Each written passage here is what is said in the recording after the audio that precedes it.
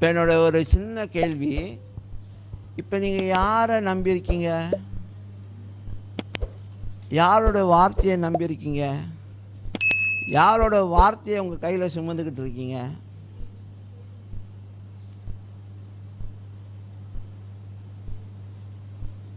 Hello,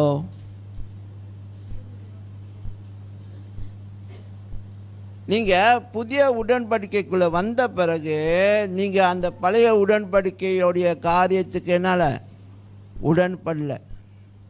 இப்போ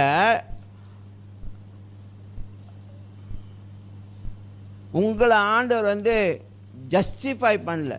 அப்படின்னா நீ சரியாக இருக்க, நீ உபவாசம் எடுத்து பயபக்தியாக இருக்க, அதனால் உனக்கு சுகம், உனக்கு நீ சரியா இல்லை, உனக்கு சுகம் இல்லை, அப்படி இல்லை.